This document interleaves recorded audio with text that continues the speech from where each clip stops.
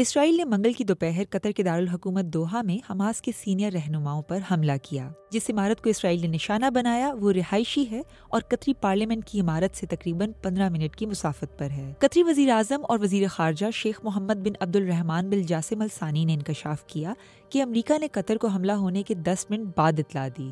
انہوں نے اسے ریاستی دہشت گردی کہا اور یہ کہ قطر اس حملے کا جواب دینے کا حق رکھتا ہے۔ امریکی صدر ٹرمپ کے مطابق انہوں نے اسپیشل انوائے اسٹیو وٹکاف کو ہدایت دی تھی کہ وہ قطر کو اسرائیلی حملے کے بارے میں اطلاع دیں، لیکن بدقسمتی سے اس وارننگ میں تاخیر ہو گئی۔ امریکی صدر ڈونلڈ ٹرمپ نے یہ بھی کہا کہ دوحہ میں حملے کا فیصلہ ان کا نہیں بلکہ اسرائیلی وزیر اعظم نیتن یاہو کا تھا اور وہ اس بارے میں خوش نہیں۔ قطر کے امیر شیخ تمیم بن حمد الثانی کا امریکی صدر ٹرمپ سے ٹیلی فونک رابطہ ہوا، جس میں ٹرمپ نے قطر کی خود مختاری پر حملے کی شدید مذمت کی۔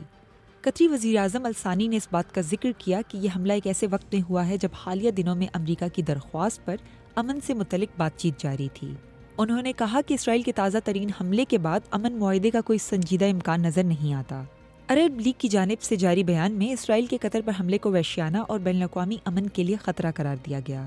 پاکستان، ترکی، برطانیہ، فرانس، جرمنی، کینیڈا سمیت کئی ممالک نے دوحہ میں اسرائیلی حملے کی مذمت کی ہے۔